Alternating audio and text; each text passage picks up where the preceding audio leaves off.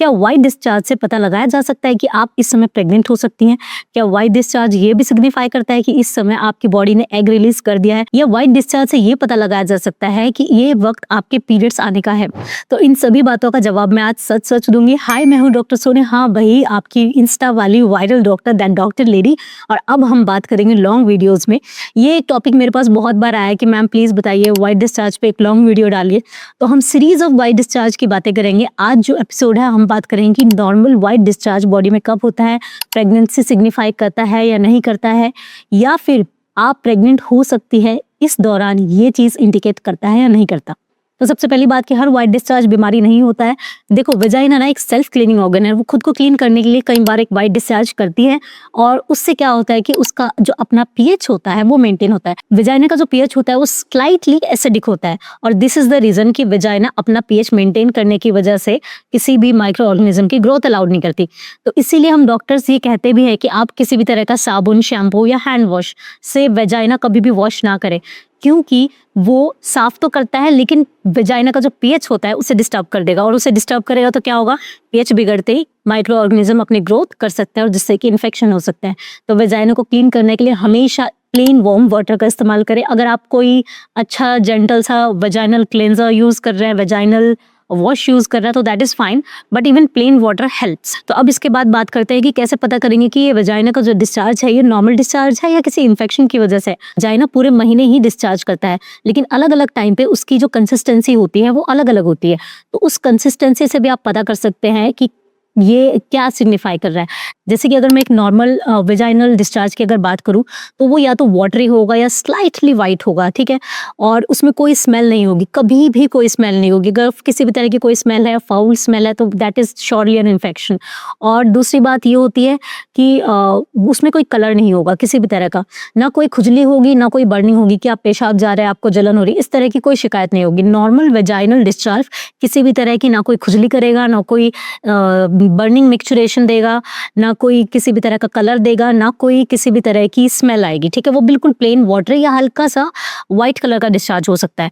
अब बात करते हैं कि किस किस समय पे होगा जिससे हमें पता लग जाए कि मैम ये नॉर्मल है। तो अगर मैं पीरियड्स जस्ट खत्म जब होते हैं तब की बात करूँ, तो जैसे आपने अभी पीरियड्स खत्म किए, 5th डे आपका हो गया, तो उस मोमेंट पे अगर आप अपनी वेजाइना में देखोगे ना टच करके, तो वो बहुत ही ड्राई होगी। उस मोमेंट पे आपको बिल्कुल लगेगा मेरी वेजाइना में तो कोई डिस्चार्ज है नहीं, बिल्कुल नहीं होता है उस मोमेंट पे, ठीक है, क्योंकि आपके जो बॉडी हॉर्मोन्स है उसकी वजह से, हार्मोन्स की वजह से जो यूट्रस ने अपने अंदर वाली जो सबसे लेयर होती है, एंडोमेट्रियम हम जिसे कहते हैं, तो वो ऑलरेडी शट ऑफ हो चुकी है। तो उसके शट ऑफ होने की वजह से हार्मोन्स जो है इस समय बिल्कुल नील पे होता है, ठीक है, बिल्कुल लो डाउन पे। पीरियड्स शुरू होने से जस्ट 14 दिन पहले, 14-15 दिन का एवरेज आप लगा सकते हो, उस टाइम पे अगर आप देखो तो फिर से एक वाइट डिस्चार्ज आपको होगा।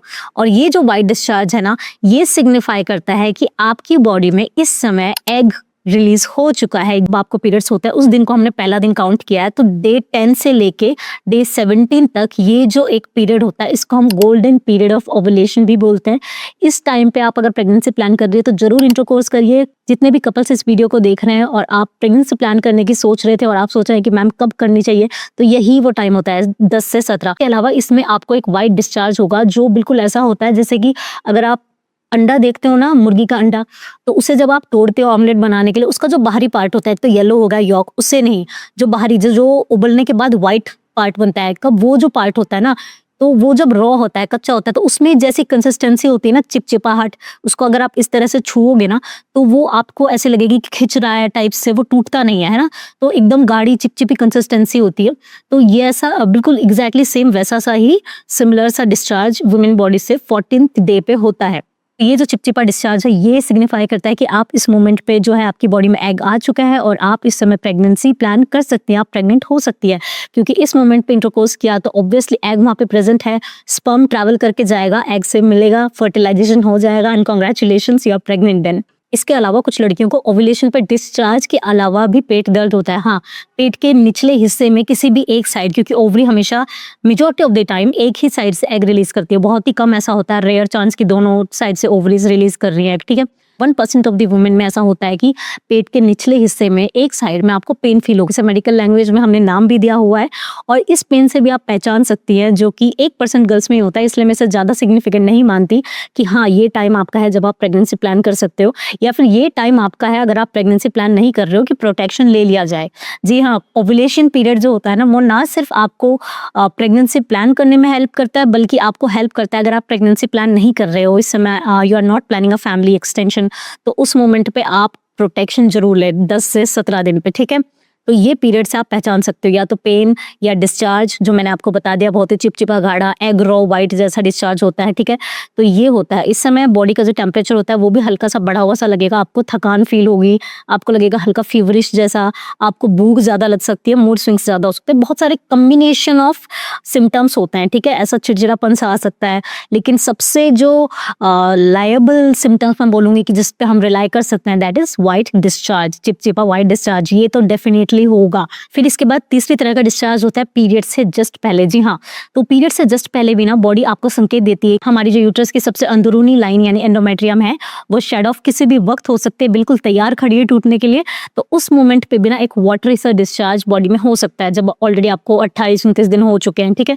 तो उस मोमेंट पे वाटर डिस्चार्ज जो होता है, उसमें कई बार ऐसा हो सकता है, इवन ओवुलेशन के टाइम पे भी ऐसा हो सकता है कि हल्का सा ना ब्लड भी हो, हल्का सा रेडिशनेस आपको आ जाए, क्योंकि आरबीसी प्रेजेंट होती है, ठीक है। तो इन दैट केस घबराने की जरूरत नहीं है कि मैम मुझे ऐसे पीरियड्स के बीच में ब्लड क्यों आ रहा है, 1-2 ड्रॉप जैसा कुछ हल्का सा आ सकता है, वो बिल्कुल कंप्लीटली फाइन है। तो वैसा ही डिस्चार्ज आपको लास्ट में पीरियड से जस्ट पहले भी आएगा, एक वाटर डिस्चार्ज जिसमें हल्के से ब्लड सेल्स भी हो सकता है, तो हल्का सा लाल लालपन हो सकता है। तो बस कुछ नहीं है, वो संकेत है कि आपकी बॉडी से अब एंड्रोमेट्रियम झड़ने वाली है लेयर, और यूट्रस की ब्लड के थ्रू, दैट इज मेंस्ट्रुएशन, आपके पीरियड्स, तो दैट इज टोटली फाइन, इसमें बिल्कुल घबराने वाली बात नहीं है, उस डिस्चार्ज को भी आप नॉर्मल कंसिडर कर सकते हो। और अब बात करते हैं एक ऐसे वाइट डिस्चार्ज की जो सिर्फ सेक्सुअल यानी इंटरकोर्स के दौरान ही फीमेल बॉडी में प्रेजेंट होगा। जैसे कि जिस मोमेंट पे जो कपल्स है वो इंटीमेट हो रहे होते हैं, फीमेल बॉडी टोटली अराउज हो रही होती है, female body totally mentally ready है for a good sexual experience, तो उस मोमेंट पे भी ना नेचर ने बॉडी को इस तरह से बनाया है कि फीमेल बॉडी अपने ही लिए एक नेचुरल लुब्रिकेंट जो है विजाइना में सिक्रेट कर देती है एट दैट मोमेंट। तो वो जो वाइट डिस्चार्ज होगा वो कैसा होगा, उस मोमेंट पे आपकी फीमेल बॉडी में वाइट डिस्चार्ज मिलेगा, बिल्कुल वाटरी एंड स्लिपरी। तो वो स्लिपरी इसलिए होता है सो दैट उनको वाइल द इंटीमेसी कोई भी दिक्कत ना हो, एंड कोई फ्रिक्शन फील ना हो, एंड इंटीमेसी बिल्कुल अच्छे से हो। जी हाँ, नेचर ने इतनी ही ब्यूटी से हमारी ह्यूमन बॉडी को डिजाइन किया है।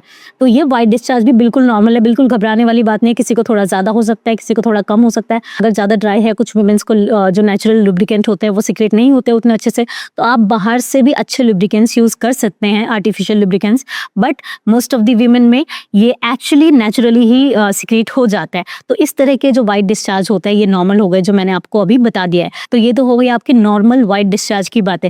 अगले वीडियो में हम बात करेंगे कि कौन से डिस्चार्जेस जो नॉर्मल कंसिडर नहीं होते और उनको हम कैसे ठीक कर सकते हैं। टिल देन अगर आपके मन में कोई भी क्वेरी है तो आप बिल्कुल कमेंट सेक्शन में लिख सकते हैं, बिल्कुल खुला है आपके लिए।